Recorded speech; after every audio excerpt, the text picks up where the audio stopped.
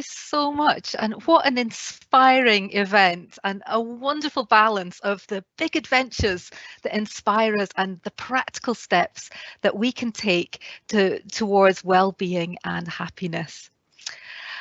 I'd like to continue that journey with a focus on our adventures in learning and teaching, and particularly in online learning, and what the experience of the last year means for your step into university study. I know that it's easy to focus on what you've lost this year, the time away from class, the clubs and activities you've missed out on, and the friends you might not have seen as often as you might have wished. But I'd like us to focus on what the pandemic has taught us, how it has equipped you with the skills to really flourish. So if we could have the next slide, please, that would be terrific. So I'd like us to see the pandemic as a portal, a gateway that we can step through together into something new. And through the talk, I'd like to give you a chance to reflect on your experience of online learning and working through this year. And I'd like you to think about how this experience will help you step into university study with confidence and the capability to truly flourish. And I'd like to share with you how universities like Heriot-Watt are embedding care and well-being throughout their teaching and student support, online and on campus. So this last year has allowed us all to gain new insights into learning. Students, I'm sure you've found new ways of connecting with your teachers and your classmates online. And most importantly, I hope you've found what really motivates you and keeps you enthused. Parents, homeschooling means that you will have gained very new and very different insight into what really inspires your children, the topics that really make their eyes light up and the activities that they thrive in. And fellow educators, you've had to adapt and develop your approaches at considerable pace, and you've learned how to keep your class connected and working together in very challenging situations. Globally, this effort of teachers is truly appreciated and deserves to be applauded. But through all of this, collectively, we've learned that our key focus isn't on the technology, but on the people, the personal support and the communities that keep us inspired in our learning and really allow us to flourish. There's been extensive research that highlights the way that student well-being impacts on their learning, and that how students are taught and assessed in turn impacts on their mental health. This is especially important for online learning. Educators need to take practical steps and make everyday efforts to put well-being at the heart of student learning. Kindness and compassion is not just in words, but in very practical action. Action to create a curriculum that contains an appropriate level of challenge to build your confidence.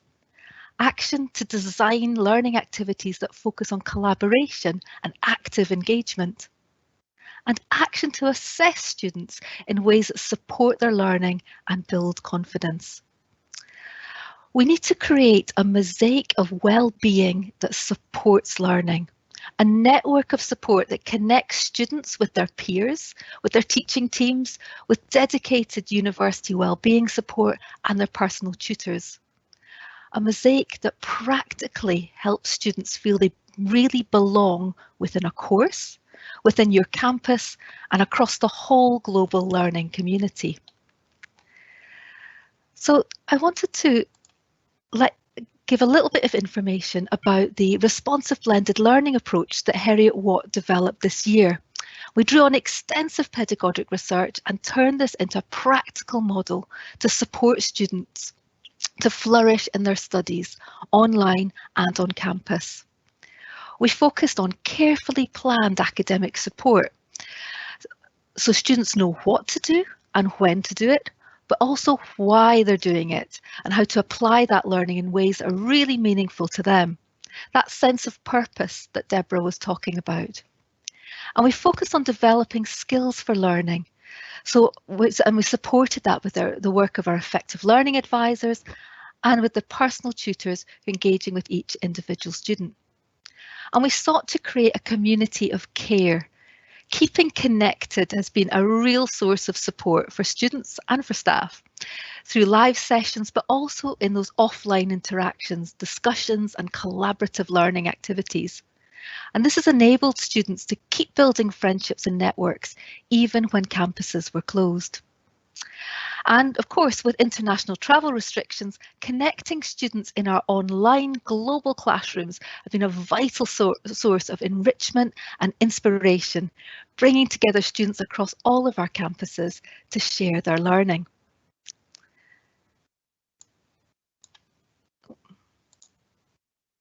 Oh, apologies, I'll just go back.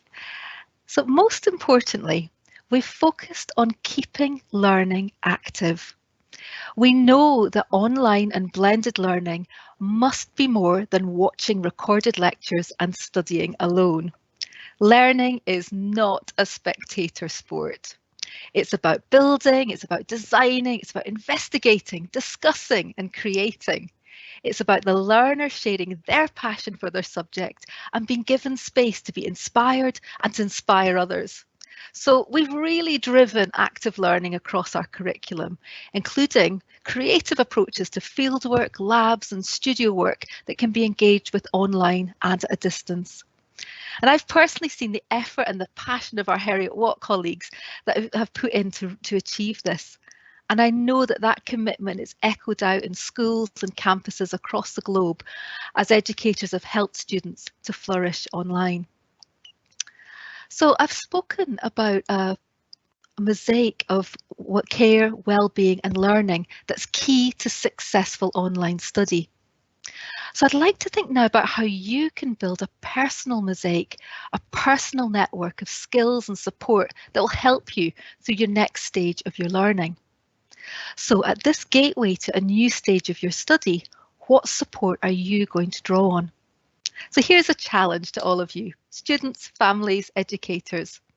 I'd really like you to take some time after this session to, first of all, note down who or what has really helped you over the last year to cope with the challenge and change. What communities really mattered to you? What skills did you develop along the way? And what did you value about the experience of online learning? Then I'd like you to map out the topics or activities, the approaches to study that really inspired you.